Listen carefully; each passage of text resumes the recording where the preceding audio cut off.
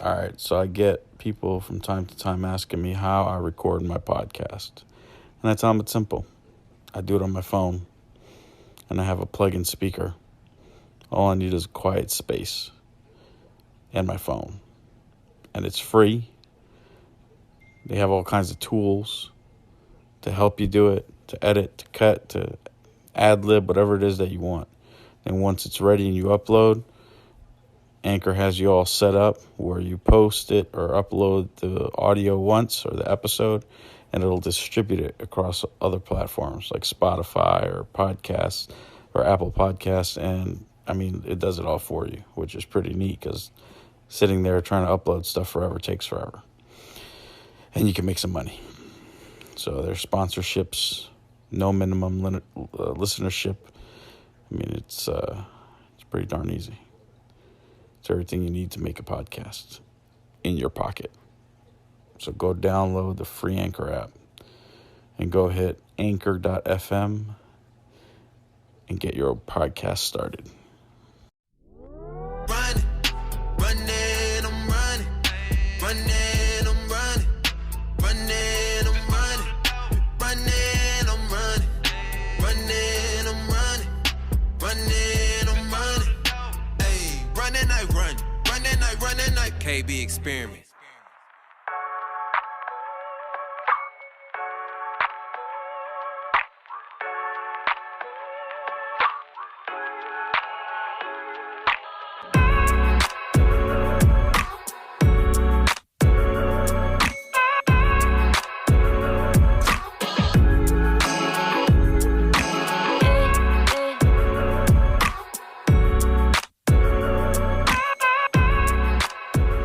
Welcome back to the KB Experiment. This is your host, King Borris. Today's show, we are going to have some triggers. We will be talking about murder, death, blood, and child abuse. So I would like to give you a heads up in case this is something that you would not like to listen to. Here's your chance. Skip this episode. For everyone else, we're going to be talking about something very serious, something that's going on, has been going on, something we need to stop, and that's child abuse. But we're going to speak to a victim, someone who's been on both sides, and I think you guys are going to find this very interesting, and hopefully it helps someone out there going through something similar. Please seek help and always look out for the young ones, and make sure that you always have your ears and your eyes open, because you never know. There's monsters everywhere. If you or someone you know is suicidal or may be suicidal, please seek help. National Suicide Prevention Lifeline, 1-800-273-8255. And if it's an emergency, dial 911. You can also visit suicidepreventionlifeline.org. Please don't sit by and do nothing. Call the number. Seek help. If you need me, DM me, call me. I'm here for you, but you are not alone. So remember, 1-800-273-8255.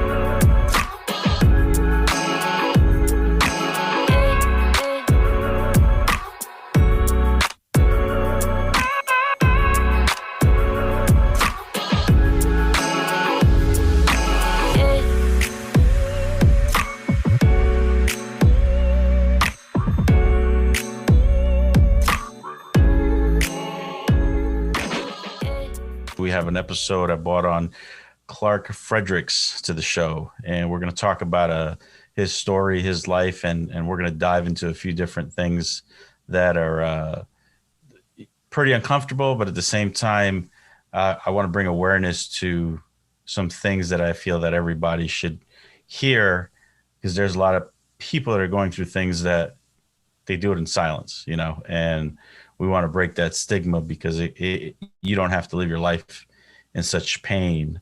So Clark, welcome to the show. Thanks, brother.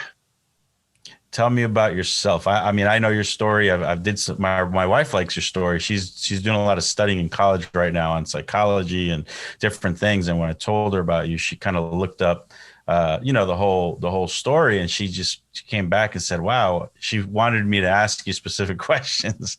So, but just from the psychological part of things, you know what I mean? But tell me about yourself and tell me about your background in a way. I want everybody to kind of know what kind of conversation we're getting into. I grew up in a rural part of New Jersey. You know, you think of New Jersey and you think of, you know, the industrial areas and maybe high crime areas, but I'm up in the northern part of the state, and we have the Mountain Creek ski resort up here. Yep.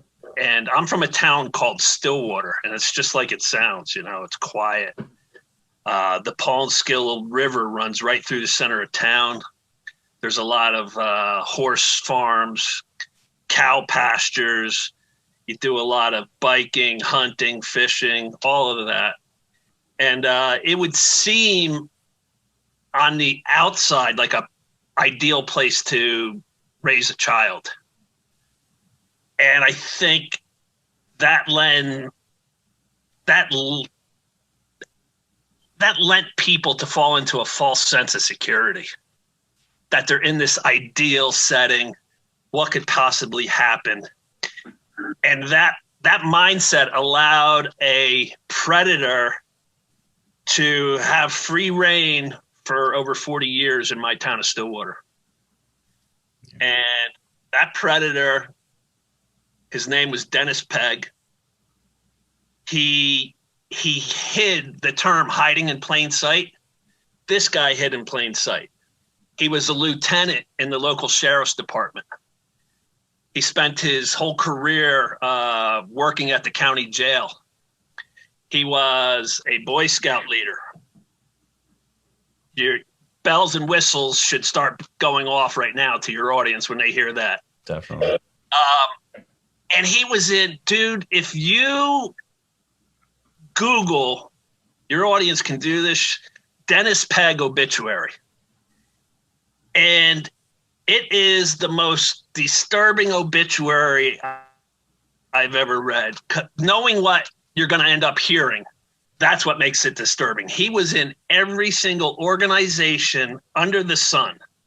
And many of those organizations involved young children.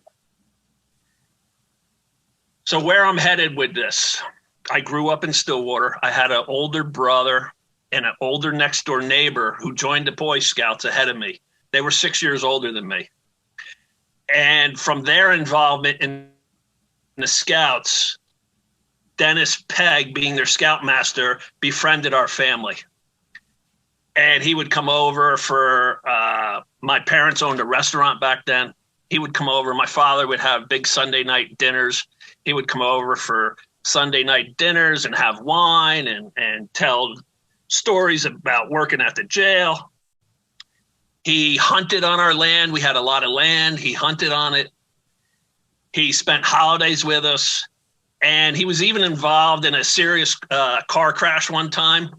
And my mother insisted on him healing at our house.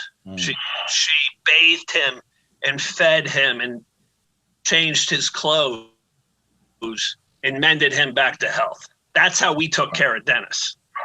How he took care of me, my sibling, my next door neighbor, and countless other kids in our area is a totally different story.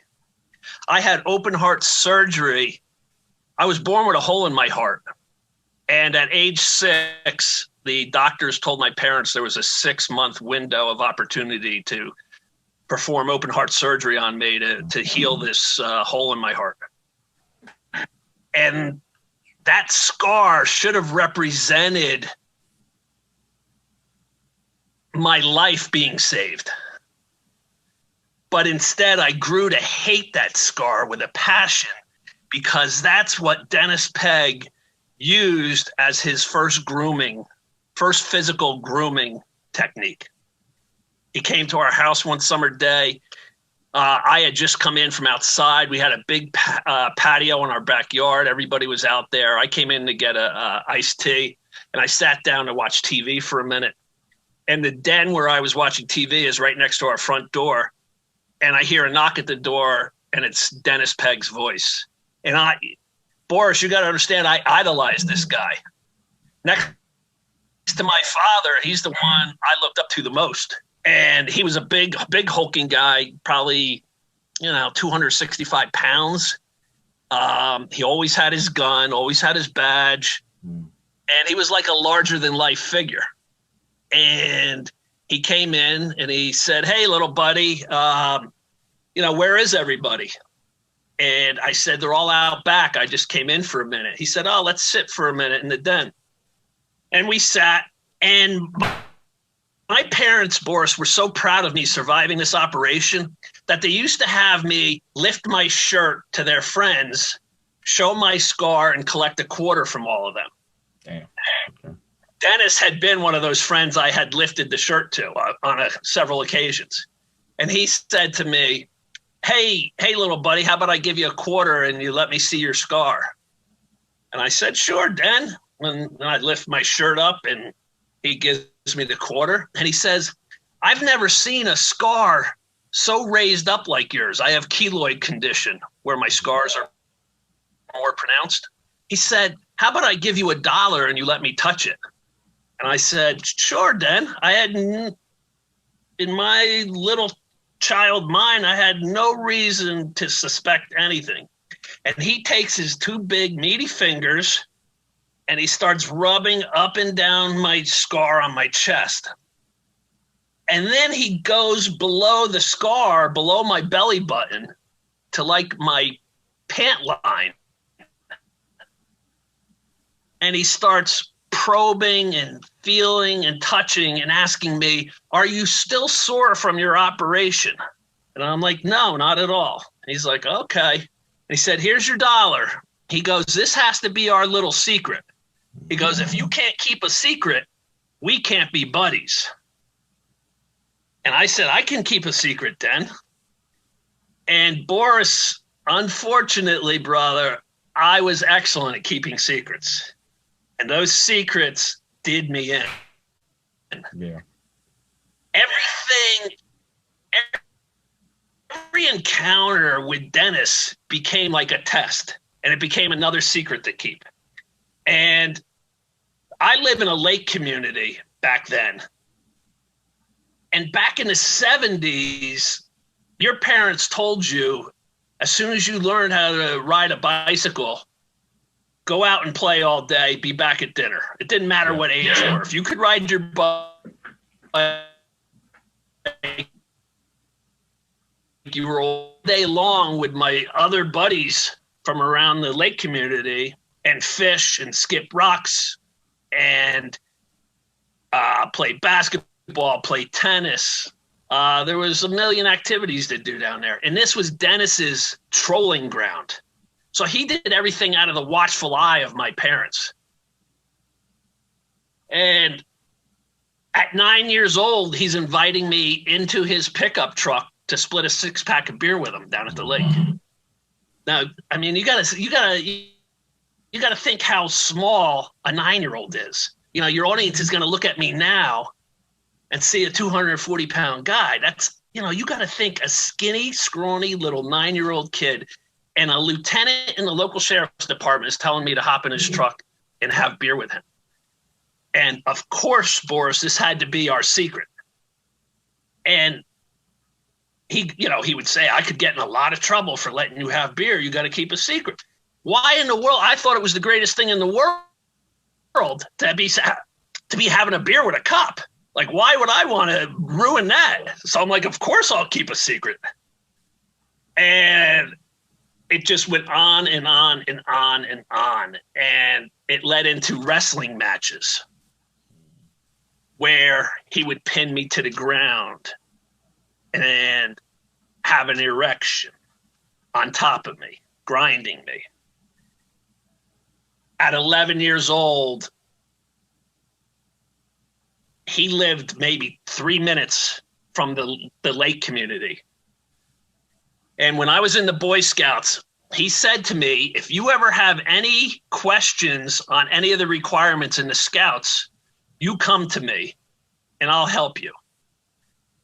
And I was having a hard time learning how to tie all the knots. You have to learn how to tie all different knots.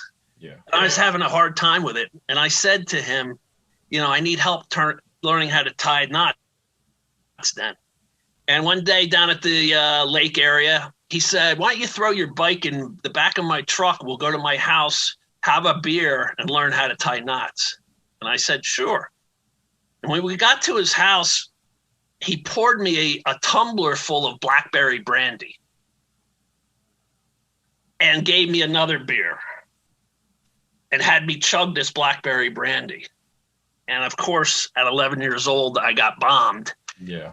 And he said to me, I want to play a game with you. It's called bumping logs. And he goes, I'll be right back. He disappeared into his bedroom for, a couple minutes. And he comes back, and it looked like he had stuck something into his shorts because it was pointy in his shorts. And he said, stand up.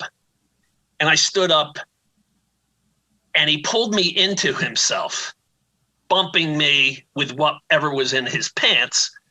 And he said to me, your log isn't ready yet. Let's get your log ready. And he sat me down on one of his kitchen chairs. He told me to close my eyes. He said, I'm going to get your log ready.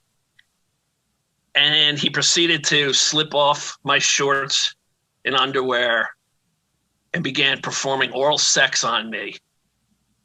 And I went into a complete panic attack. My muscles tightened, paralyzed, where I couldn't move. I could hardly breathe. And against his wishes, I opened my eyes and saw him performing oral sex on me. And he had his penis out, his hands masturbating.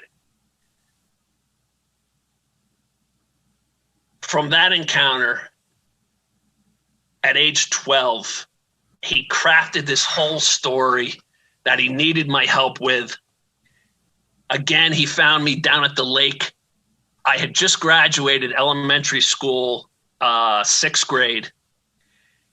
And this is in between the summer when I would start 7th grade at the high school. The new high school had 7th grade through 12. I threw my bike in the back. I'm in his truck. I hadn't been back to his house since the bumping logs incident. And I'm starting to panic. My heart's pounding. We get to his house. He pours me 2 tumblers of blackberry brandy and tells me to chug them. He then leads me into one of his bedrooms. And to fast forward through all the BS of it, he rapes me. And I'm screaming in pain. I'm screaming in fear. He was behind me, lying on his back with me on top of him, had his arms around me, and it felt like I was in a straitjacket. If you can imagine what hell would be like, what the devil would be like, that was the experience for this 12-year-old boy. I felt like I was alone on the face of the planet. No one heard my screams. No one came to help me. I felt like God abandoned me. I was taught in the Episcopal Church back then, if you do good, good things will happen to you. If you do bad, you could bring on God's wrath. That's how they ministered back then. And I couldn't understand what I could have possibly done to bring on this. And at the end of it, what was even more traumatic to me, Borris, is that afterwards, he cleaned me up, sits me down at his table, cracks another beer for me, and he has what's called a coon hound. And coon hounds have a long, drawn-out howl. And his dog started howling from my screams and my cries, and it would not stop howling. And he went and got his dog, brought it right in front of me at the kitchen table, and with his giant meaty fist began punching the dog in the head, in the face, holding the back of its fur and just pounding it. And I'm screaming at him, please, Dennis, please stop, please. Because I felt responsible for that dog, Borris. It was only howling because of my cries. And I was pleading with this animal to please stop doing that. And he wouldn't. And the dog lay unconscious or dead at my feet. And he looked at me and he said, that's what'll happen to you if you open your mouth about what happened today. And from that point forward, bro, I was sealed shut. I thought I could bury this pain, bury this secret deep down within and go about my life. I developed severe different personalities. Behind closed doors, I'm a shattered wreck. My mother worked in the school I was now going to at the high school in the library. And I cranked on a big smile every day because I would see my mother throughout my day. For all my teachers, for all my classmates, I was Mr. Outgoing, Mr. Personality, Mr. Happy. And it was a complete lie. And almost immediately in 7th grade, 2 months later, I start smoking marijuana on a weekly basis just to help me cope with what's racing through my mind. I had no coping skills. I didn't know what to do. Some older kids at my lake community, I started hanging out with them. They smoked weed, rode motorcycles. I had gotten a motorcycle, a dirt bike, as a Christmas gift. And I started hanging out with them and smoking weed on a regular basis. When I went into high school, weed no longer was cutting it. I needed something more, and alcohol filled that role. And after high school, I went on to college at Northeastern University in Boston, Mass. And I tried cocaine for the first time, and I absolutely loved it. All of those insecurities, all of that fear, all of that self-loathing, the coke seemed to take that away. And in college, I had college down to a science. I could study 3-4 nights of the week, get great grades, and I could be a blackout drunk the other 3 or 4 nights of the week. One thing that I started doing throughout my whole life is I sabotaged everything in my life. I sabotaged romances. I sabotaged careers. I sabotaged relationships. One of my professors when I was graduating in one of my business classes, he loved me. And he contacted Johnson & Johnson, the pharmaceutical company, and said Clark would be an excellent candidate for you guys. You should interview him. And they called me up 2 weeks before I graduated to, excuse me, to do a interview with them, and I blew it off. I said no. And that would be a cycle for my life going forward. I met the girl of my dreams in college who I was madly in love with. We dated off and on for 6 years. We talked about marriage and kids and career. And after we were both graduated, I was jerking her around. I would show up. There was no cell phones back then to get a hold of anybody. She was living in New York City. I was living out in the rural area, Jersey. And I would show up for a weekend of sex and partying and then disappear on her for a couple months. And after a while, she pinned me down one weekend and she said, "What are we doing? I thought we were going to get our life going." She's like, let's get it happening. And I said to her, "I can't do it." She said, "You can't do it?" I said, "No." Back then, Borris, I could have all the sex I wanted, but intimacy, when you're harboring secrets, is an impossibility. And I couldn't take that step of completely being open and free with another person because I wasn't free myself. I developed a gambling addiction in my 30s. It led me into bankruptcy. In my 40s, I hit severe depression.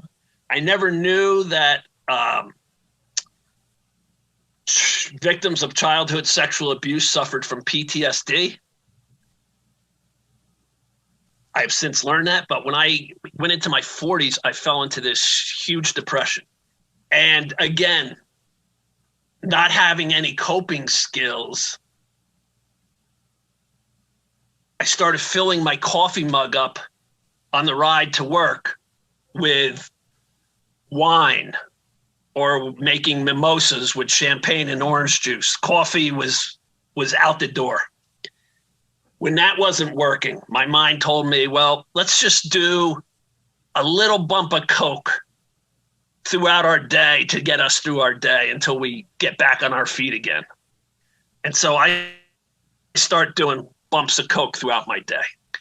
I had herniated a disc, and I went and saw a doctor, and he prescribed me 30 Vicodins. I had never taken a pain pill. And I ate these 30 Vicodins in 3 days, and I felt like Superman on them. I felt like the 18-year-old Clark again. And I called him up and I said, dude, those pills worked wonders. I loved them. And he goes, don't tell me you're done with them yet. I'm like, yeah. He goes, that was way too fast, buddy boy. I go, you got to get me some more. He's like, I'll give you 10 more and that's it. And he gave me 10, prescribed me 10, and that was simply unacceptable to me. And I had enough contacts on the street. I began searching out pain pills like a squirrel searches out acorns. Yeah. And for the next 6 years, I had a raging pain pill addiction. So I'm living this way, doing my bumps of Coke, drinking my wine on the way to work, taking my pain pills. In 2011, I'm in a deli getting a coffee, and who walks through the door but my rapist, Dennis Pegg? He sees me, and he calls out to me like we're best buds. He's like, hey, Clark! And he raises his hand. And trailing in right behind him is a young boy about the age he raped me at, in that 12 to 14 range. And that young boy called Dennis the same nickname that Dennis used to insist I call him. And I heard that boy say that nickname, and I instantly went into a panic attack. And I could feel my chest tighten. I could feel my breathing getting hard. I could feel my heart pounding out of my chest. My palms were sweaty. And before I completely froze, I just ran out of the store. I ran right by Dennis. I hopped in my truck. I drove down the road. I started punching my steering wheel. I was yelling, fucking motherfucker. And my life collapsed. All my old pain is now ripped open. All that buried down deep pain and shame and self-loathing and self-hatred that I buried is now ripped up to the surface. And my life spiraled out of control after that day. I had worked for 16 years with my brother in a tire automotive center we had. About a month later, I walked out of it. I could no longer get up and go to work anymore. It was like climbing Mount Everest every day. So now I have free time. I'm in pain. And my mind tells me we have to numb ourselves. And one thing I started those 2 months after the rape, when I started smoking marijuana, is one thing I consistently did from that point on was to blow through every boundary in my life. We all set boundaries for how much risk, what we're willing to do or not willing to do. And I consistently throughout my whole life blew through every boundary. And one of those boundaries I set for myself was I would never do heroin. And yet I'm so racked with pain. Simply taking pain pills and doing some cocaine here and there wasn't enough anymore. So I dive into doing heroin. Buying grams of coke is no longer enough for me. I'm now buying ounces of coke. And I fell into the abyss of drug use. I was doing anywhere from 12 to 25 pain pills a day. Years ago, I heard Rush Limbaugh, the announcer. He had gotten addicted to pain pills. And I heard he was taking 30 to 40 of them a day. And in my mind, that was like inconceivable to me. But now I'm in the grasp of it. And 12 to 25 a day is nothing. I couldn't even get high off of them anymore. I would have to take so many to get high. This was just for my addictions. So I'm doing 12 to 25 pain pills. I'm doing 3 to 5 grams of coke a day. I'm literally getting single-digit hours of sleep week after week after week after week. I'm living like a zombie. I'm doing a couple bags of heroin a day. Because of all the coke I'm doing, I start doing Xanax, and I'm taking 8 to 12 Xanax a day. Any one of those substances will make you insane. I'm doing them all, plus a bottle of vodka, bottles of wine, 12 packs of beer, whatever I could get my hands on.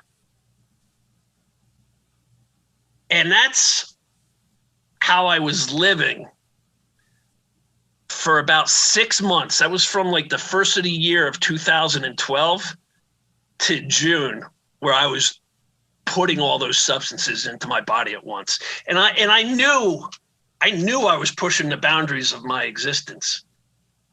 And I had a friend who owed me money, and he was going to stain the siding of my house.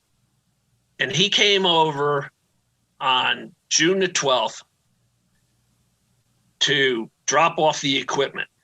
When I woke up June the 12th, I had been on a 3-day coke bender, not sleeping, and I fell asleep for a couple hours. As soon as I woke up, I did a line of coke. I got a drink, and I put on the TV, and it was on the news was the start of the Jerry Sandusky molestation trial out at Penn State. And I saw him on the TV, and in my mind, it was my rapist, Dennis Pegg. I spit at my TV. I started yelling curses, and I hugged myself, and I was just rocking, inconsolable, back and forth on my bed. And it felt like the walls were squeezing all the air out of the room, and I had to get out. And I spent the rest of the day out drinking, doing coke. And I ran into somebody who burned me on a business deal. And I told my friend Bob, who was going to stay in the house later that night when I met up with him at the house, that I ran into this guy. And Bob said to me, that guy has to be number 1 on your hit list. And Borris, I was so beaten down. The drugs had taken such a toll on me. I was so depressed that before I could stop the words coming out of my mouth, I said to Bob, actually, he's number 2. The piece of shit who raped me as a young boy is number 1. My secret is revealed for the first time. Whoever said the words, let's go get him, it's debatable whether it was me or Bob. But within 15 minutes of me revealing to Bob that I was raped by Dennis Pegg, we're in Bob's van driving to Dennis's house. We were going to go confront him. We each took a knife. I ran up Dennis's driveway. We parked halfway down it. I looked in his front door, which was open. His storm door was shut, and I could see through the glass storm door him sitting in a chair in his living room. I could feel that same panic attack coming on from when I was a little boy and he would rape me. And before that panic attack came on, I went up to his storm door. I ripped it open. And this guy, I don't know what was going through his mind, but here at 9:30 at night, a childhood rape victim of yours has just ripped open your front door. And he casually looks over his shoulder, sees me, and says, "Hey, how are you?" He didn't sound panicked. I mean, I don't know in his mind what he thought. Did he think our sex back then was mutual and I came back for more? I came over to like talk about it. I came to have a beer with him. I don't know what was going through his mind, but it triggered me when he said, "Hey, how are you?" Like we're buddies. And I said, "How am I, motherfucker? Let me show you how I am." And I raced across his room. A violent struggle ensued. And at the end of it, I murdered him, stabbed him to death. I faced life in prison. And I was held for his murder in the very jail where he spent his 25-year career. So if any of your listeners out there think they have a mountain in front of them to get over, think they have obstacles to get over,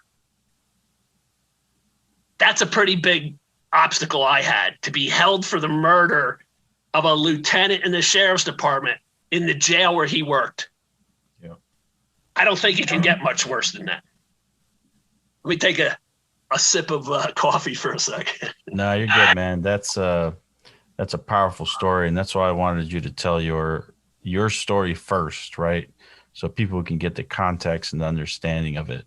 I found your story on Sword and Scale on another podcast that I've listened to since 2015. And, you know, I know there are close to over 300 episodes, but out of all the shows that I've listened to, yours just, you know, it caught me in an emotional way that I kind of felt the whole story, the way you explained it, the way it was said. And it just, I don't know, it put me in this weird place. You know, I haven't experienced anything like that, but it just, I mean, it's unbelievable to know that evil is literally hiding in plain sight the way you describe it, you know, and it's dangerous. It's uncomfortable. I've listened to your story many times, and it's even uncomfortable me sitting here listening to it again. You telling it to me makes me feel a certain way. You know what I mean? Yeah. Only because it's true, and it's fucked up. I mean, there's no other way to say it, you know. But I'm gonna let you finish it off so we can continue on, because I know we're coming to the next part of the story, and then from there we'll segue into a whole kind of a dive into it. Yeah, I mean, I'll just I'll keep this part short because we're going to cover other stuff that happened from this point forward. But I was charged with first-degree murder. I was held for 3.5 years in the county jail where he worked as I faced this murder charge. At the 3-year mark, the prosecutor had uncovered enough. The prosecutor ran a dual investigation. He investigated me for the murder, but he also began investigating Dennis Pegg whole life, what he'd been doing. And victim after victim after victim started coming forward. They even found out that Dennis had molested inmates from the county jail where he worked. And after 3 years and uncovering all this other information on Dennis, they offered me a plea to second-degree manslaughter which carries 5 to 10 years.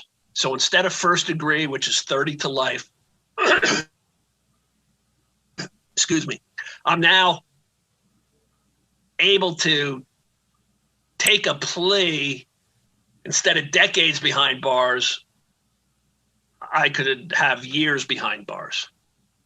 And it was simply too big of a risk to go to trial with decades hanging over as a possibility. That, you know, you never know. People have said, you know, there's no way a jury would have, all 12 would have convicted you. But you never know, bro. There's no guarantee, you know, and, you know, at the end of the day, I did murder him, you know, and how they would view that was an uncertainty. So I took the plea deal. And when I went for my sentencing, the judge was extremely compassionate. He stated that I only did what I did because of what was done to me as a child. He stated how he was tempted to liberate me that day. But at the end of it, he said there has to be something to deter others from following in your footsteps. So I'm going to sentence you to the minimum 5 years. And I apologize to you for even sentencing you to a day in prison. From there, I went to Northern State Prison. You're probably familiar with that, in Newark, New Jersey, growing up in that area. Mm-hmm. And I had to finish out a year in Northern State Prison. And I did that. And in that process of the 3.5 years at jail, the year in Northern State, I began healing. I decided to reinvent myself, to heal myself, take my life in a new direction. And that's what I've done since my release. That is a crazy, crazy story, man. And I'm glad that you're here with us, and I'm glad that you've gotten to a point where you could talk about it, because there's a lot of people out there right now that are listening to this that are going through things that they're keeping inside. So, Borris, I can't stress enough to people that you cannot begin the healing process if you don't break the silence. You have to find somebody you trust to get it out for that first time. And I'm on social media, and a lot of people use me as the first person they trust. Because I understand their pain. And, you know, I'll get people constantly writing in their private messages, "You're the first person I'm telling this." And that you can't start the healing process until you open up. And you have to, you know, our trust gets taken from us by the abuse. And therefore it's hard to trust anybody throughout your life, especially to reveal your secret to. But you have to take a leap of faith, and you have to trust someone to share your pain with. And once you do that, you can begin healing. I think that the fact that you could explain that, right? That's the important part. But one thing that I noticed throughout your whole story is, through your life, they treated you a certain way because they thought that you were a certain type of person. They didn't know that how you were behaving was due to that pain. So I think it's also important for other people to see, when you run across someone, whether it's a friend or family, and they're in pain or they're living a life that seems negative, it may not just be because that's how they want to live. What are they hiding, you know?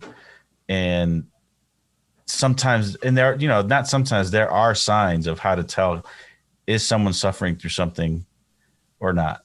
Are you really just living a life of drugs and alcohol because you want to? Or a lot of times, as you find out, people are hiding something, and that's how they hide it. So as you listen to part of your story, when you got home, and this is the part we didn't talk about, when you got home, I think you went to your mother's house, your mom called your sister, they had a conversation just before, you know, after you ended his life. And, you know, there, even then the conversation was, well, you know, kind of like, what do you expect? You know, he's been a certain way all his life, but that brought you to all this damage through life that you kept in, brought you to a point where you just, obviously you let it out, but I'm sure it didn't help. It didn't feel good. It wasn't a relief. So I don't want to glorify the fact that someone was murdered and you felt better, because I'm sure you didn't. I mean, No. you know, I actually speak from time to time with the prosecutor in my case. You know, how crazy is that? And he asked me, he's like, Clark, had you gotten away with the murder, how do you think your life would have turned out? And I was like, dude, I was already a train wreck from holding one giant secret throughout my life. I'm supposed to think that now with another giant secret, my life is suddenly going to be rainbows and unicorns? Right. I'm like, I would have been dead. You know, I was already addicted to drugs. Now I'm harboring the secret of murder. No. You know, the abuse affected every decision I made in my life, whether it was in the forefront of my mind or not. You know, like I said, I sabotaged everything. I walked away from stuff. I abandoned everything.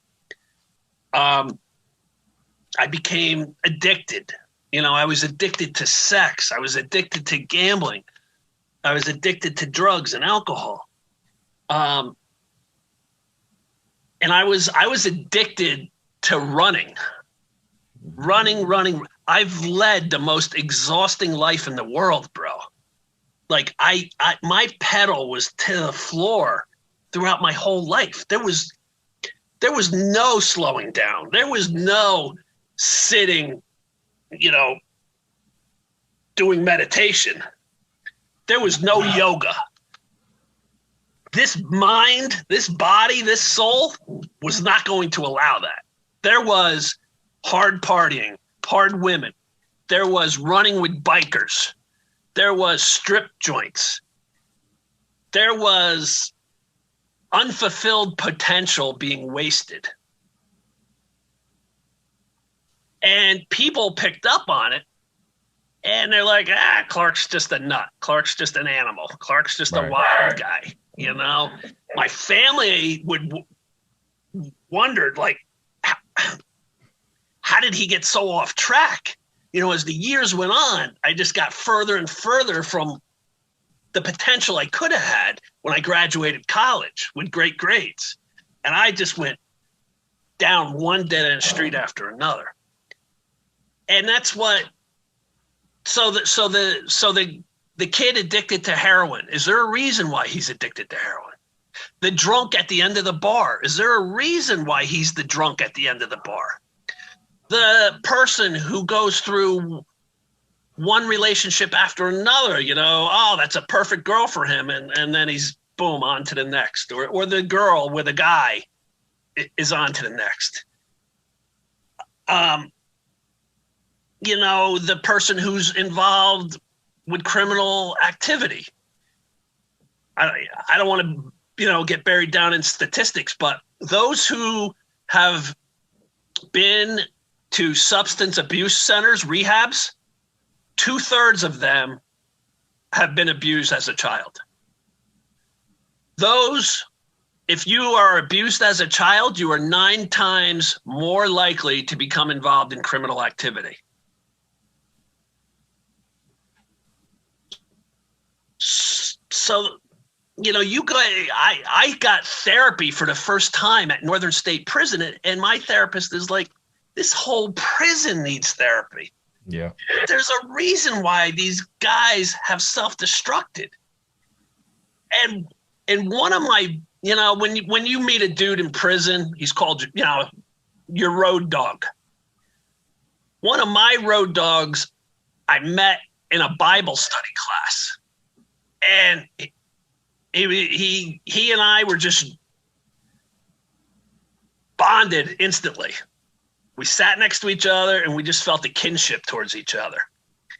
and you don't share your stories while you're there, you know, especially in Bible study class, you're there to concentrate on, you know, the Lord. And when I was leaving, I told him that I was going to give him my Bible. And I said, I'm going to write my testimony in the pages of the Bible for you so you can know my story. And I left my address as well. This guy, he was a high-ranking blood gang member. He grew up in the projects of Newark, New Jersey. He's doing life in prison with no chance of parole. I met him when he was 37, and he got locked up at 24. He'd been in for 13 years already, and he's going to be there till the day he dies. And he read my testimony, and 2 weeks after I got released from prison, I got a letter from him, and he started it all off, "Now I know why we bonded so well." He goes, "I was raped and molested by 2 family members growing up, male family members." And he goes, "Clark, when you're in the hood and you experience that type of trauma and pain," he goes, "you act out." And he goes, "And I acted out by becoming the most violent street member there was." His nickname was Bloodsport. And he said, "I'm not going to be the victim and blame my sexual abuse on my life choices that landed me here for the rest of my life." He goes, "But everything I did was affected by the abuse I suffered." So it knows no boundaries. It knows no race. It knows no sex, male, female. Knows no ethnicity, bro. It affects everybody. And it's a problem in all aspects of our society. Do you think that if you would have addressed this, let's say, years ago when you were a teenager, would you have gone down this route? Or do you think that, you know what I mean? Because this is pain. You held it in, you acted upon it. I call it a filter. You live your life through this filter. Not every filter is a good one, or, you know what I mean? It could be a terrible one. But if people were to open up earlier in the stage of all this, how do you think that would affect? Yeah. I originally thought I led a life full of regrets, nothing but regrets. And now that I've reevaluated it, everything I've been through is a life lesson that I can share with others now. When you're in the victim mentality, everything was a regret. But I have 2 regrets throughout my life. One is walking away from that love of my life in college. She's haunted my mind forever. And the other is my father sat me down less than a year after Dennis raped me. Rumors were swirling about him molesting inmates at the jail, like I mentioned.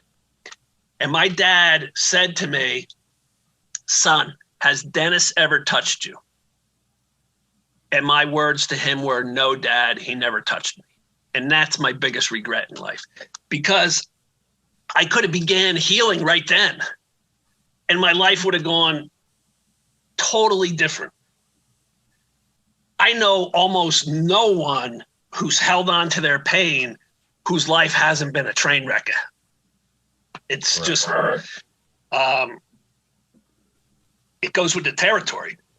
You have to release it. And if you can release it at the earliest age, maybe you've only squandered years of your life instead of the decades that I squandered. And that's why I do what I do. It's because I don't want people to follow in my footsteps. I don't want them to waste years and decades of their life. I don't want them to think murdering their abuser will heal them. Murdering my abuser did not all of a sudden just fix everything. It added a whole dimension that I had to heal from. It's not like I was a sniper a mile away and shot Dennis through a window. This was hand-to-hand combat. It was gruesome. It was ugly. I already had a hole in my soul from the abuse, and it left another hole in my soul. People ask me all the time, how did you feel after you murdered him? And I say to them, I go, it was horrific. It was a horrific experience. It's not like I sat back and smoked a cigarette and cracked a beer open in his house and just said, wow, that was fantastic. I mean, it was a fight to the death. And what I started thinking about when I was locked up, Borris, is that I'm facing life in prison now. And because I never healed, I allowed that guy to have control over me throughout my whole life. And now he could potentially take me to the grave by having control over me, by me doing life in prison. And I get people all the time who say to me they want to do the same thing I did. And I'm like, are you out of your mind? I'm like, yeah. A piece of shit got removed from the planet, but it didn't do anything to heal me. You still have to heal, bro. I go, why don't you try healing first and then see how you feel, you know? And to what is sinful in my mind is to allow that abuser to have real estate in your mind where they can still control you by your thoughts. I tell people all the time, is there any potential for your abuser to still abuse you now? And I've never had anybody say yes. They all say no. Then I said, what the hell are you giving this guy real estate in your mind for? Like, why are you sitting ruminating, which is when we rehearse over and over and over, the term is ruminate. Why are you ruminating on your couch, the abuse nonstop for hours every day, making yourself insane? You have to take back control of your thoughts. You have to stop giving these animals real estate inside your mind. And that's what I had to learn how to do. I think it's part of the grooming stage that in the beginning, they get so far deep into your mind to even get you there that if you don't understand how the subconscious mind works, then it's hard to not ruminate because you've already been programmed. So you're kind of living in this world, and being that you never talk to anybody about it, or not you specifically, just in general, people hide it so long that, well, that just becomes the cycle in your brain. No one's there to help you heal and or break that cycle. So it just continues and continues and continues. So, I mean, it's a strong point. One thing I want to point out is you lived a hard life, and it sounds like normal people would have died a long time ago from drug abuse, some type of health issues. I know that you went through a lot of pain, but I feel that you're here for a reason. There's a reason that you didn't end your life, or your habits didn't end your life, because you're helping people. It's not that you've already helped people. You've already said that with the fact that they're opening up to you. Right. So I think it's always important to point that out. Dude, while we're talking on that real quick before you go on to something else, that started when I was in the county jail. Now, I don't know if you've ever been locked up, but dudes in a jail or in a prison don't sit around and talk about being raped and molested as a kid. You don't show any sign of weakness in there. But because my case was so big and it was always on the front page of the paper every time I was in court for a hearing, everybody knew my story. And one by one, guys would come up to me in the day room of the jail as I'm sitting there staring out the window, or just had finished a meal or whatever. And they would plop down next to me and they would open up and say, I became a heroin addict because I was molested as a kid and I didn't know what else to do. And that happened early on in my incarceration. And then it happened throughout the whole 3.5 years I was in jail. And then when I went to prison, I got therapy for the first time. And my therapist asked if I would join a group therapy class for victims of childhood abuse. So here I'm in Northern State Prison, and I'm in a classroom with a whole bunch of other dudes of various races, various religious, various ethnicities, and we're all sharing our pain in front of each other. And we're crying as we listen to the other guy's story. We're hugging each other, and we began healing. That group therapy class was the best thing that ever happened to me. I loved it. And it was raw, it was emotional, and it was a way to heal. And I realized then that my story went to such an extreme with what I did that it allowed people to easily open up to me. Because, all right, if you want to say you've led a life as a drug addict because of your abuse, I got that covered. If you want to say you were a gambling addict because of your abuse, I got that covered. If you want to say you were a sex addict because of your abuse, I got that covered. If you want to say you were destructive, I definitely have that covered. And everybody I've talked to have had thoughts about harming their abuser. The pain is so deep within you. The only thing your mind can rationalize is wanting to hurt that abuser. And I have that avenue obviously covered as well. And it's not an avenue anybody should go down. You know, it's just as horrible as these monsters are. If you go murder them and you either commit suicide after the murder or you spend your life in prison, that person is still controlling you. And you have to just decide that you want something out of life. You want a happy, healthy life with the years you have left, and spending it in, prison is not where you want to be for a long stretch. Trust me on that. That's all I can tell people. It's not. Seek out therapy, seek out God, and begin healing, man. Let's talk about God, because I know before you and I personally talked about that, and that conversation was deep, because I believe in religion. I believe in the universe. I believe that things happen for a reason. And what you told me, man, that shit was like destiny. So we can go into the whole, I think you were talking about, you had a light in your, outside of your cell that was driving you crazy. Yeah. Yeah. I mean, all right. You know, before we start talking about, people are going to get squirmy. Like, all right, we're talking about God. Right. You're not looking at a dude who went through his life, with a Bible under his arm.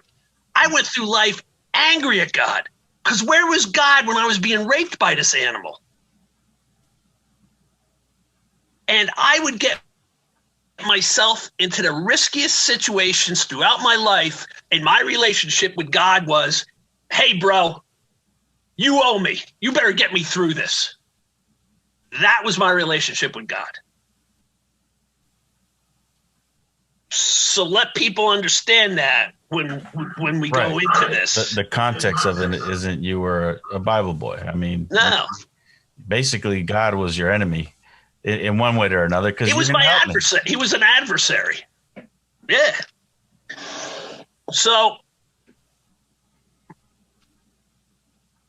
my first 4 weeks in the county jail, they had me in a suicide cell with a camera on me. A miserable existence, because I severed all the ligaments and tendons in my left hand. I put a knife straight through it. And after I got out of the suicide cell, because they didn't know what to do with me. So they I had a cast on my arm and hand, and they considered that a weapon. So I couldn't be in general population until that came off. So I spent another 3 weeks in an isolation cell. It wasn't a suicide cell, but it was an isolation cell. So it was almost 2 months before I got put into general population. And in general population, every morning at shift change at 7 a.m., overhead light comes on, and it literally shocks you out of your sleep.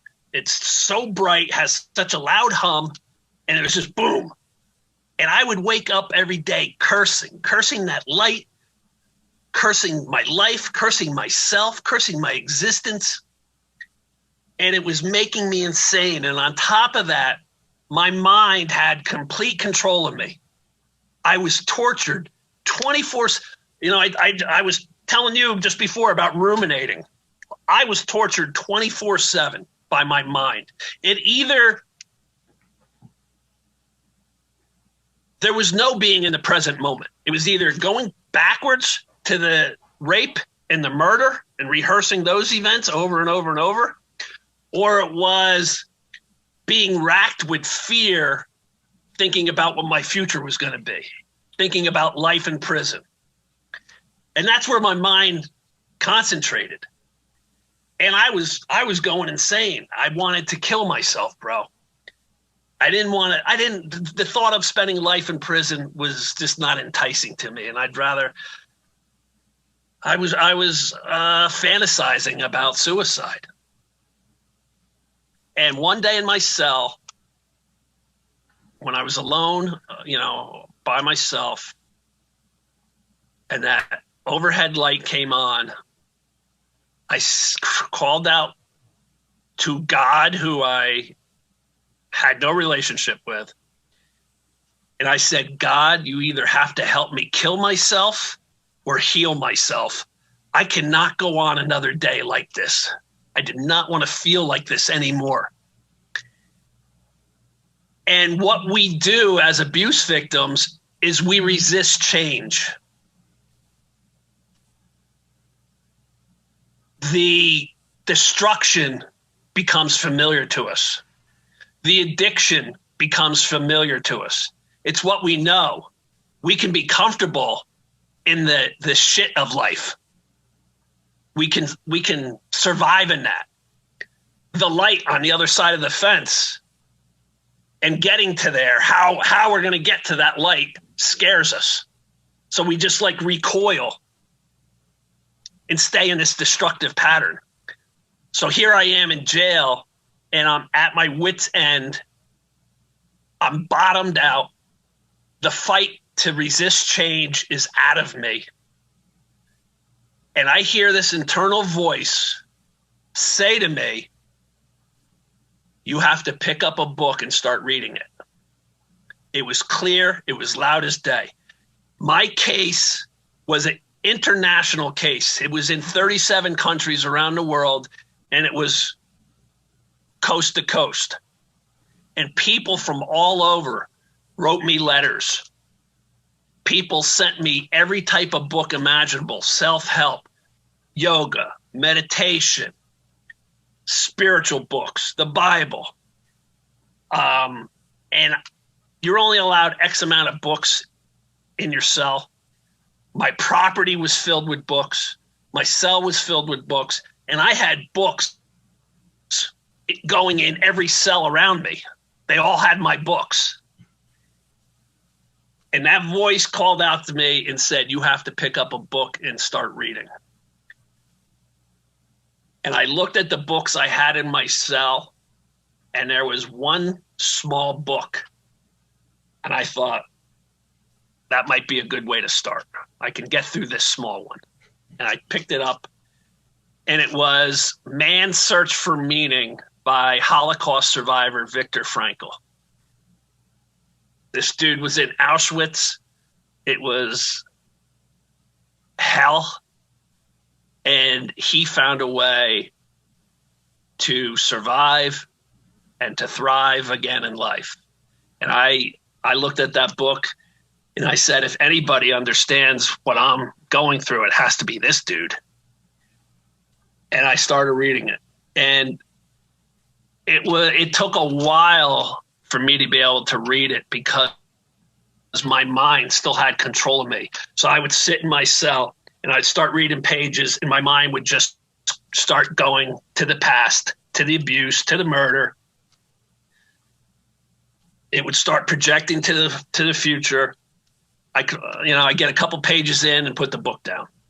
And eventually I got to a page where there was a sentence that changed my life. And the sentence, to paraphrase, it says, when you're faced with a situation that will not change, you must change yourself. And it was like a light going off in me. I'm like, and I read it and I underlined it and I circled it and I highlighted it. And I'm like, yeah, my life, this may be my life. It's not going to change. So I got to change myself to be able to adapt to it instead of fighting it. And that's from that point forward, that's what I decided to do. And reading from that point forward became my avenue to begin healing, to begin growing as a person. And another thing with regards to the spiritual aspect, a few months into my incarceration, my mother came for a visit. And as she was standing in the line outside the jail, the minister from her church walked out of the jail. He had been in to see someone's son. He saw my mother. He gave her a hug, and he grabbed her by the shoulders. And he said to her, Joan, I want you and your son to start praying on the number 5 as in a 5-year sentence. And she said, okay. Now you gotta realize, Borris, this is a few months into my incarceration. I'm facing life in prison. I'm in the jail where this guy worked. It is bleak. It is dark. It is ugly. In my mind, there's very little chance of getting out of this. And my mother comes in and tells me about this encounter with her minister and how she wants me to start praying on the number 5. And I put my hands over my face and I went like this. I go, Mom, I'm in here charged with murder. You have to pick a number that's a little more realistic than a 5. Can you pick a number that's more realistic? And she calmly said to me, son, I believe in God. I believe in miracles, and I want you to believe in God, and I want you to believe in miracles. And I was neglecting her pain and her hurt by being so self-absorbed. And I said, yes, Mom, I'll start praying on the number 5. And as I began reading all these books, I read a book on using a mantra to quiet your mind. And I put that 5 into the mantra I repeated every day, all day long. I read books on meditation, and I put a 5 into my meditation. Guys would go walking by my cell and see me with my eyes closed, sitting upright in my bunk and think I'm sleeping. I was meditating. I'm praying all day long on the number 5. And as I said earlier in my speech, when I went before that judge 3.5 years later, he sentenced me to a 5. And I turned, my mother was in the front row right behind me, and I turned and I gave her a big smile, and we both had tears coming down our face. And I got put back in my holding cell, and I got down on my knees and I said, thank you, God, for the 5. Thank you. And,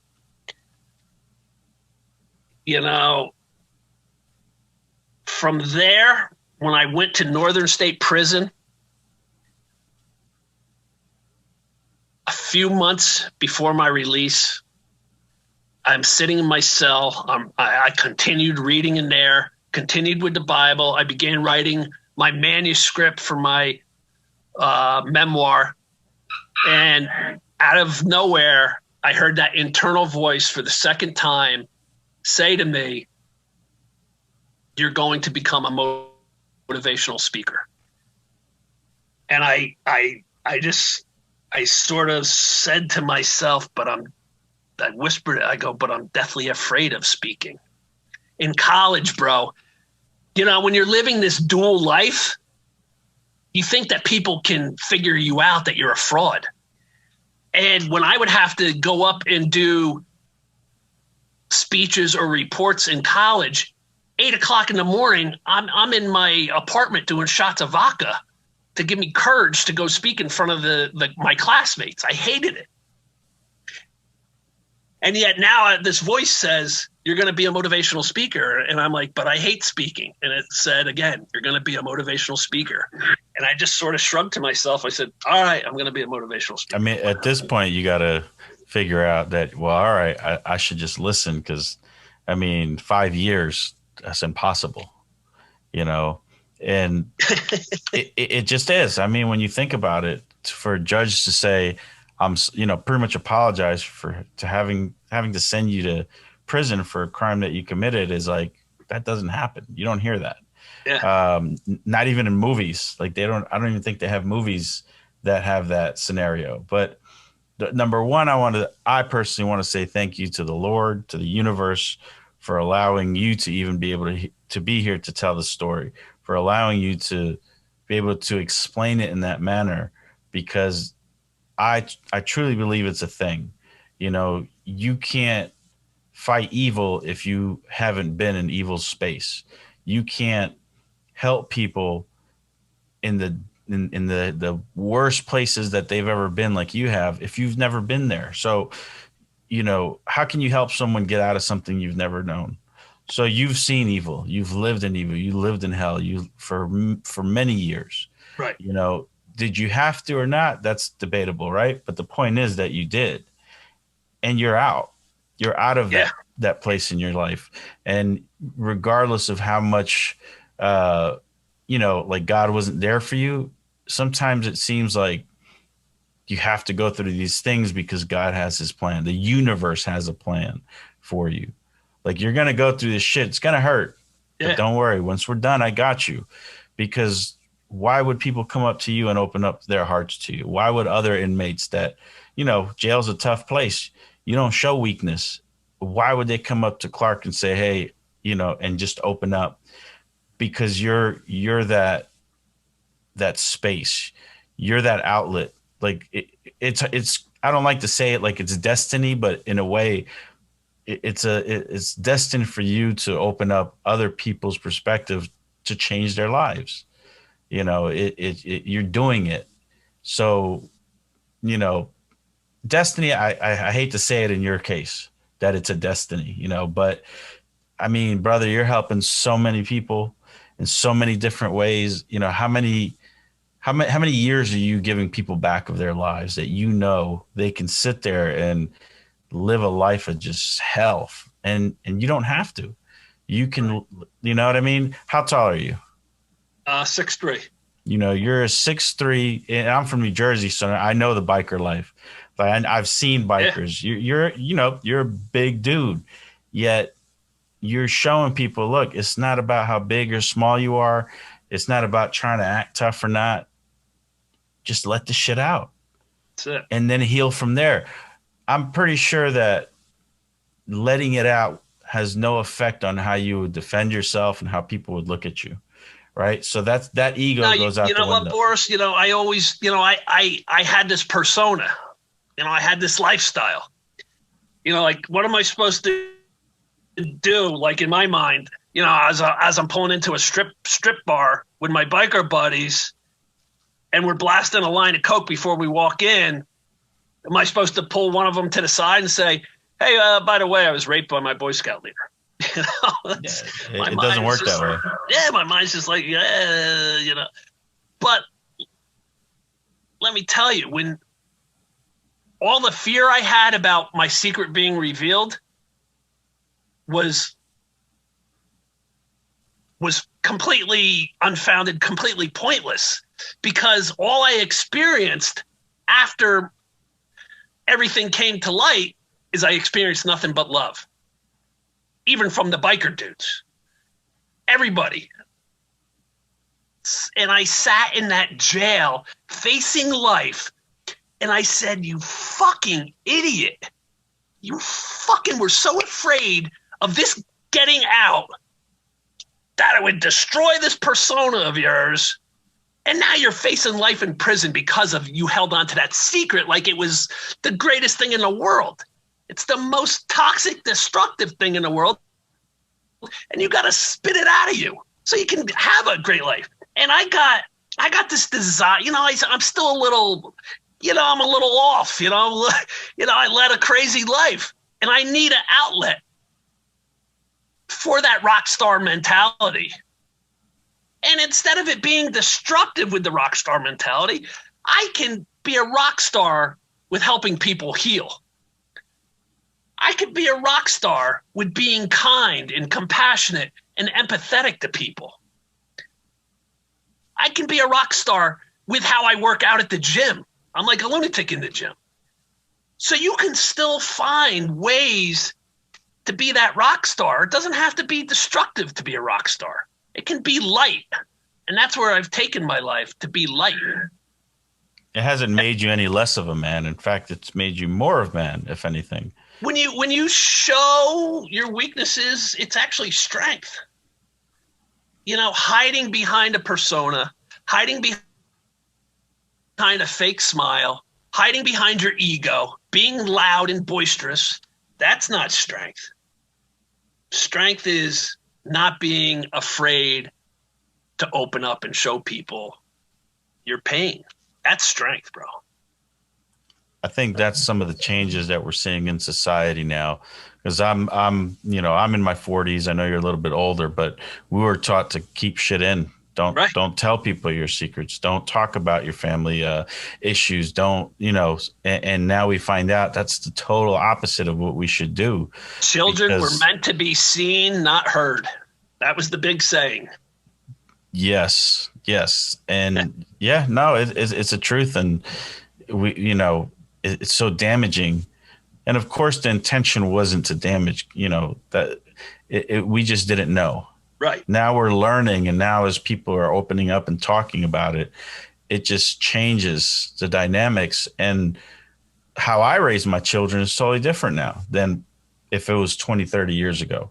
Oh, the absolutely. Things that I talk about, I have 2 daughters and a son, and I'm honest with them, but I tell them certain things like, look, don't ever be afraid to tell me anything. I'll never look at you in a light that would make you look negative to me. Like I'm if anything, I'm that one person on this planet that will do anything for you, anything. So don't ever think that if something happened, if you did something, someone did something to you, it's not about being embarrassed. Tell me, because we need to talk about this.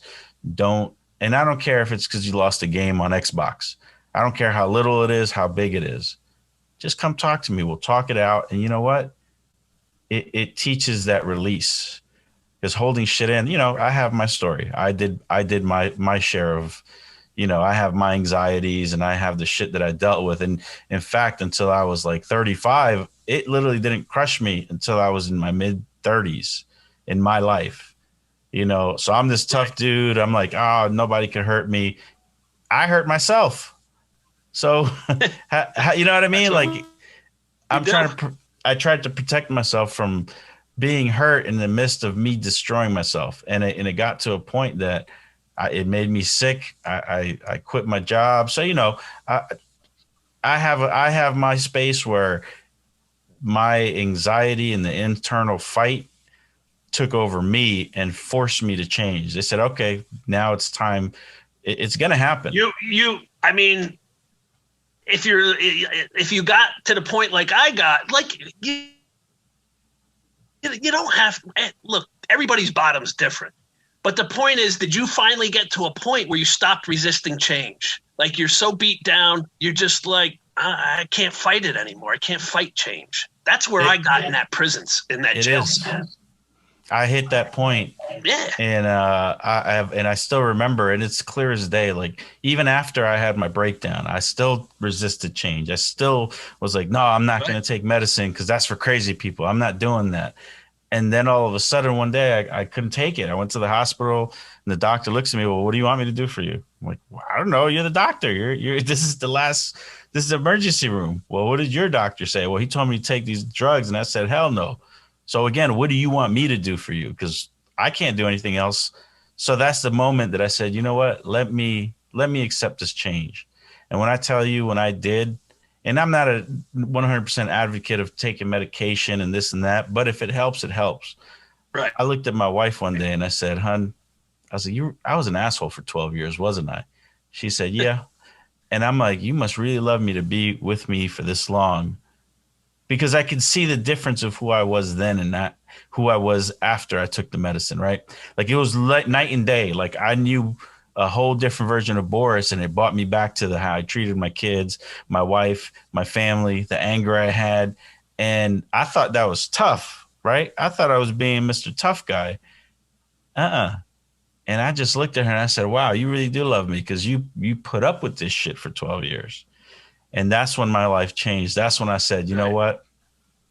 It's time for change. And I'm glad that I did. You know, that's why your story resonates with me, because you got to a point where it said, I need to change. And it's not just change for you, but you're helping other people. You know how many people I've gotten out of suicide? You know, I have text messages I can show people. I was about to kill myself, but something, you talked to me. No one else did. You know, so it's important.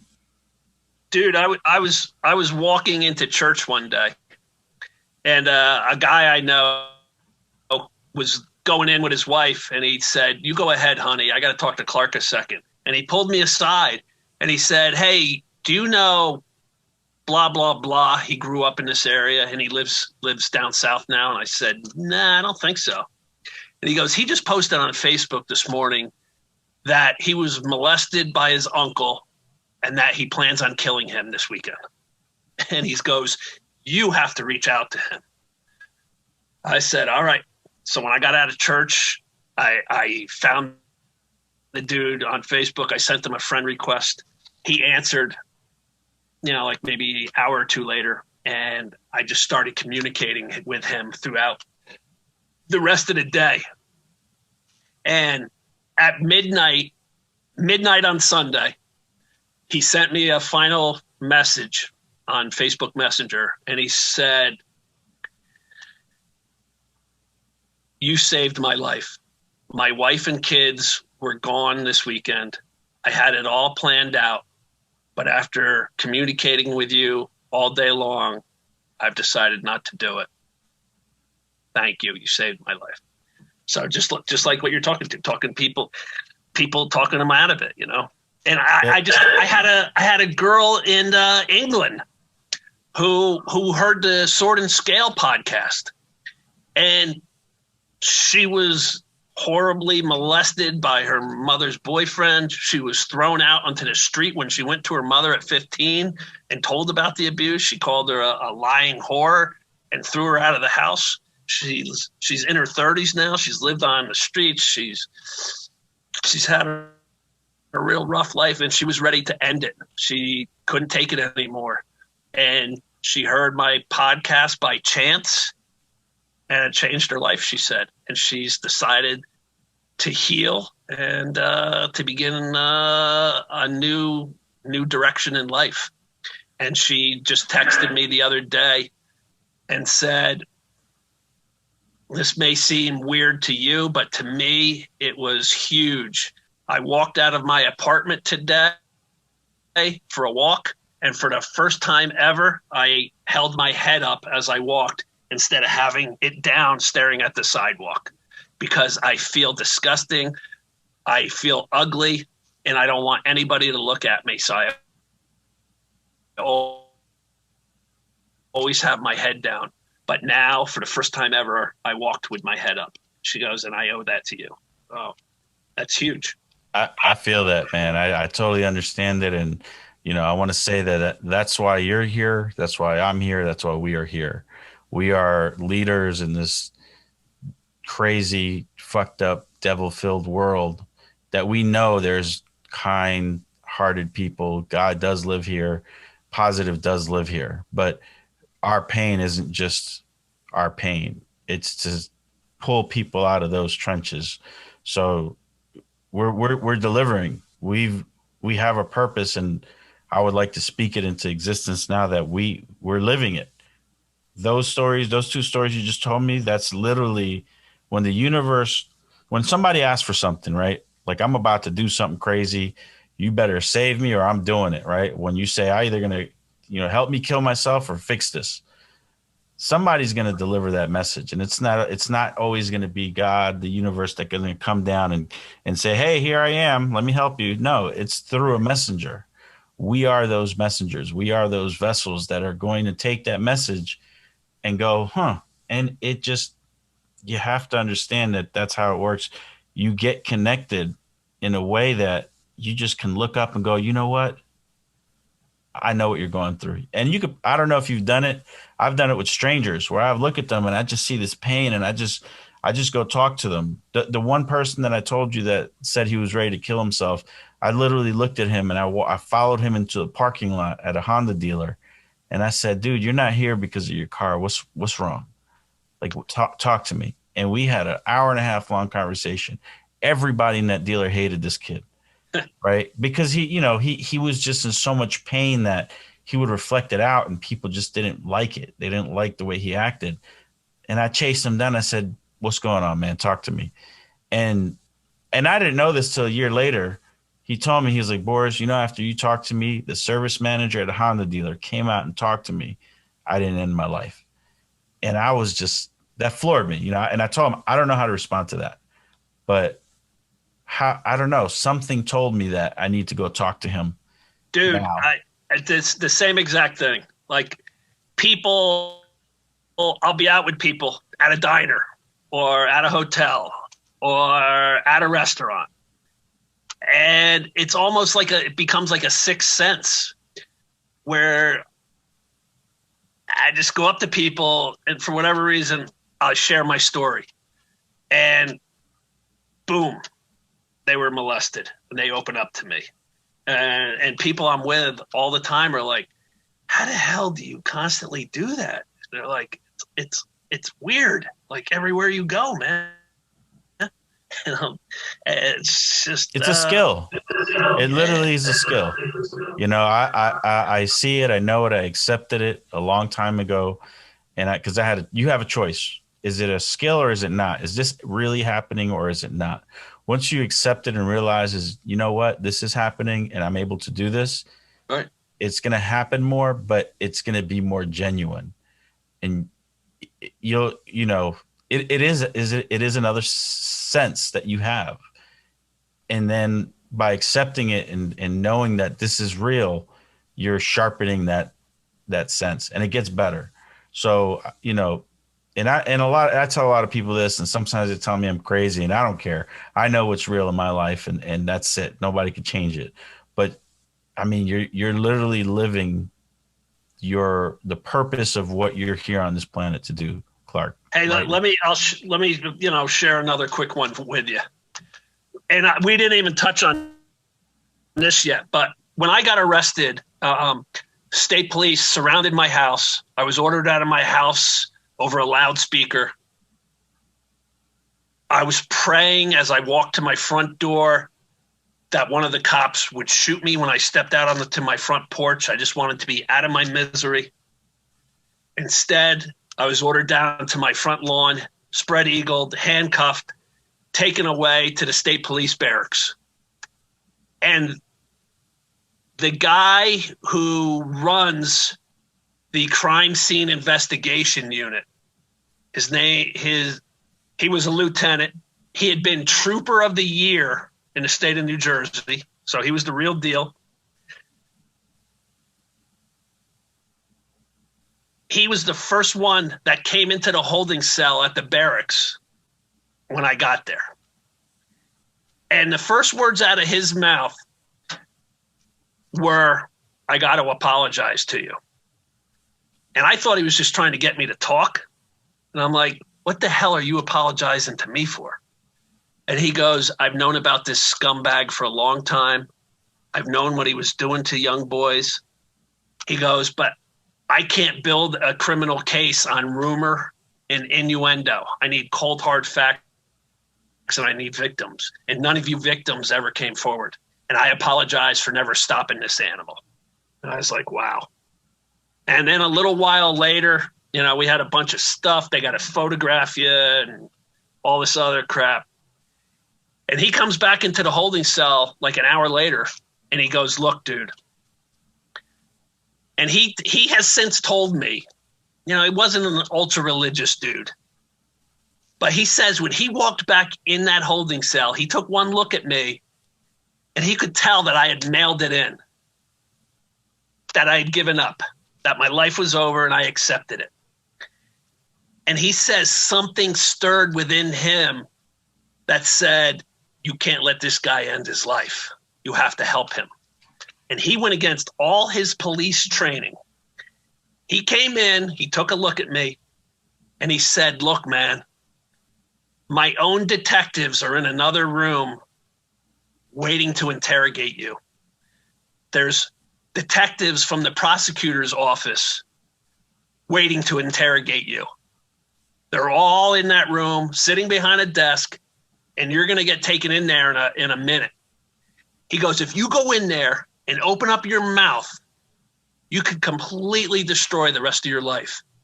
I'm telling you, exercise your Fifth Amendment rights, request a lawyer, and keep your fucking mouth shut. And he asked me 3 times if I understood him. And I said yes. They took me into the room a minute later. I said I refused to say anything without a lawyer. Interview was over. They put me back in the holding cell. And without him having done that, I could have been spending decades behind bars because I didn't care at that point about going in and talking to them. It was done in my mind. That guy and he's retired now. We have since become best friends. Figure that the guy who committed murder and the CSI detective are now best friends. I've had him open up for me at a couple of my speeches. The first one was when I did a charity event, and I had him open up at my charity event, and it blew people away that he and I were friends. And where I'm headed with this is, you know, you want to talk about the universe, you want to talk about God, you want to talk about faith.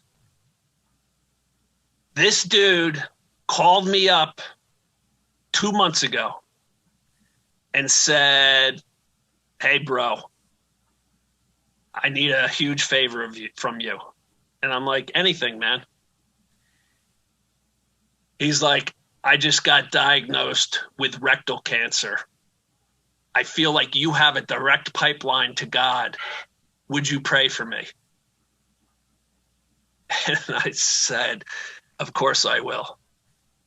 And we sort of went from that into just talking, you know, trying to see where his mind's at, trying to like boost him up a little. And then we spoke like a couple days later. And I said, do you know how unbelievable it is that you reach out to me? I'm like the second person you told after your wife that God is directing you to reach out to me, whereas a lot of people would have viewed you as the enemy and as the adversary, and yet you showed me compassion and humanity when I got arrested, and now I'm able to return that by praying for you for your cancer. I think it's an amazing story, bro. That's fuck, bro. If you can see my eyes, I'm holding the tears back because that is just damn. That's deep, and he's right, man. Like you put it however you want to put it. Everybody has a reason to be here. You go through the things that you go through, and I say God in the universe because whoever doesn't believe in God can believe in the universe, right? I think they're one and the same, and they don't. I mean, if you read the Bible, you know, without getting religious, you read the Bible, because I've used the universe in my speeches, and I've had the ultra religious people, you know, raise their hand and be like, "Oh, you're calling God universe?" And I'm like, "Look, in the Bible, God told Moses when Moses asked, "Who should I tell them who sent me to the people?" God said, "Tell them I am sent you." So I don't think God's that caught up on what name you use. You want to use God. You want to use I am. Is I am any different than universe? You know, we're pulling hairs here. Yep. The thing is, stop resisting change. Stop resisting faith. I opened myself up to faith. I opened myself up to healing my relationship with God. And my life is, all right, Borris, the first half of my life, no God. Pornography, drugs, rage, violence, anger, hatred, destruction, sabotaging, addiction. Second half of my life, healing people, motivational speaking, doing a documentary with NBC, being on the Tamron Hall daytime talk show. And one other thing we didn't cover is when I got out of prison, I became an advocate for the changing of the statute of limitations law in New Jersey. New Jersey had the most archaic, crappy law for when you could sue your abuser or sue the organizations that harbored your abuser. And advocates had been working for 15 years on changing that law, and they were getting nowhere in New Jersey. I joined up with them. I used my story as ammo for senators and assemblymen and lobbyists and lawyers. And within 2 years, we had a unanimous vote for the new law, and we now have the strongest law in the country. So you split those two halves of life, the first half, the second half, and you tell me, you know, whatever you want to believe or you don't want to believe. That's up to you. That's each person's. Yeah, no, that brother, that's you hit it right. You hit it right in between the hair. But that's dead on. I mean, accept it or you don't, but look what happened when you accepted it. You know, Yeah, man. and listen, this is the point of me doing these podcasts, man, is finding these stories where I could really dig in and say, look, this shit is real. Like, I know I'm not the smartest person in the world, but I know damn right that I can tell the difference between what the coincidence is and what reality is. You know, God doesn't put in front of you what you can't handle. Isn't that what they always say? Yeah. Yep. And brother, the amount of stuff that you did would have took me out a long time ago, but you handled it. So God gave you what you can handle. And now you're healing. Damn, that's such a tough story, man. I love it. I'm glad that we had a chance to talk about this because when we first talked, I had no clue how this was going to go. And I didn't want to continue telling the same story that, you know, death and murder. And that's what everybody wants to hear, blood and guts. Yeah, they want the gore, the shock value. Man, there's more to that than this. That's just a part of it. The major, you know what I mean? Like the biggest part is feelings. How did you feel? What did you do with those? And look where you're at today. So now you are right down in that pipeline with God. You know, it's what it is. You know, dude, I could have neglected all of this and just in prison, heroin was everywhere in Northern State Prison. I got offered heroin nonstop. And there's dudes with full-blown addictions in prison, man. It's unbelievable. There's guys making hooch, you know, bags of alcohol and selling it to everybody on the tier. And the guy who was making the hooch knew my story. And he's like, you can have all the free hooch you want, bro. He goes, I got you covered. And I could have decided, you know, like that, yeah, let's just keep getting high on heroin and drinking. But I had to make a conscious decision. Like, that got me nowhere in life. It was a dead-end street. You use that filter already. Huh? You use that filter already. Yeah, man, it didn't work, bro. So you know, people, I can't do the change for you. I can show you that it'll work, but you have to do it, man. You know, all I can be is a catalyst for people, a catalyst for change. But they have to decide to do the change. And just look at my life, man. There are two extremes. And if I can do it, anyone can do it, bro. Yeah. When I was getting high, I never, ever, ever, ever, ever woke up happy and peaceful. I woke up miserable, and I was looking for a drink or a line of Coke or a pain pill. Now, there is not a day where I do not wake up at ease, calm, and peaceful. It's unbelievable. And God bless you, brother. I can't even believe how I used to live. It's just like foreign to me now. God bless you, man. This is the story that people need to hear, because it's truth. If you want evidence and proof that life isn't what what it is at that moment, and it can change and you can make that change, shit, this is it, man. I commend you for telling the story. I commend you for being here. And damn, I'm excited here. This is I could just feel it. You know what I mean? It's hard to put into words. I can feel what's happening and what has happened.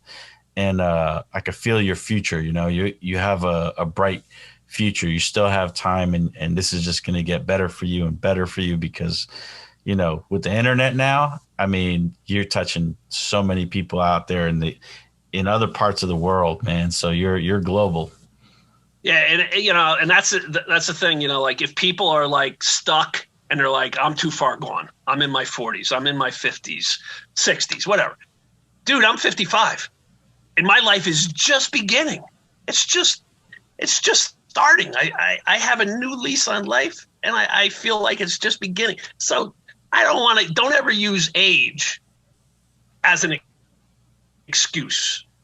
You can, and you'll find that if you decide to take your life in a new direction, the universe, God, whatever you want to call it, will open up doors for you. One door will lead to another, to another, to another. If your heart is in the right place. If you're just doing it for show, don't expect a thing. You can't fake it. No. You can't fake it. And a lot of people try to. Well, I'll just let me test it out. Let me test the waters. You're either done being a victim, being in pain, or you're not. You either want to go in a new direction, you want to be a survivor, you want to have a good, healthy life, or you don't. That's your decision to make. You want to swim in the toxicity and the negativity and the hurt and the pain. That's your decision, man. I can't drag you out of it. I can tell you that if you come out of it, your life will be so much better, though. Damn that. Amen to that, man. So how does everybody find you? What do you have going on that if someone wanted to support you, somebody wanted to reach you, what do you give us all your information? And I'll also keep it in the description so people will be able to literally click on your website if they're online on a desktop. Yeah, my website is clarkfredericks.com. If you leave a message on the website, it goes right to my email. I do most of my posting on Instagram or Facebook. So those two, social media sites. I'm on, Twitter also. But yeah, I'm under my name on Instagram. I'm under my name on Facebook. And my website is clarkfredericks.com. Reach out to me. Send me a message. Let me know what you think. And share your pain. If I'm the first one you're going to open up to, I'm honored and I'm humbled by that. Perfect. Is there anything else you want to leave the world with before we let this go? I think we covered it, bro. I think it's there. The story's there. It's not bullshit. Break your silence. That's number one. And, therapy has helped me. God has helped me. And I am where I am now because of those things, So let's get it going, Let's stop being stuck in the mud, man. Let's do it. Perfect, brother. Perfect. I appreciate your time, Clark. Thanks for taking my call when I reached out to you. Thanks for telling us your story. And man, that was, I hope everybody gets something good out of this. And I know they will, but please reach out to Clark, support. And, man, I hope that 2021 does well for you. I know we just started it. And if you need anything from me, man, I'm always here. I'm always available. Yeah, I'm working on a book. I've done 2 book proposals. I hired a New York Times best-selling author to help me with my 3rd book proposal. Her and I are just finishing that up now. And I'm hoping to have a book deal with a major publishing house in the next few months. I've been contacted about doing another documentary. That'll probably start filming in the summer. And I really miss speaking. I quit my job last January as a chef because I got offered a contract by a firm out of LA, Elite Speakers International. They heard about my story and they offered me a contract. And I had all these speeches lined up when I quit last January, and then COVID hit. And before I could even get going on my new career, everything got shut down. So I'm waiting to get back speaking, hopefully this summer. True. A lot of this stuff is going to go into virtual now. So you'll have a lot of virtual, hopefully soon that'll start. I know 2021, they're going to start doing a lot more virtual events. Yep. At some point it'll lead back to normal, but hopefully you could probably even make your own platform where you can sit here and talk. So, you know what? I'll talk about that with you later. All right. Clark, I appreciate you, man. You have a good night, good weekend, and can't wait to talk to you again later. I appreciate it, buddy. Peace out. All right, bro. Bye.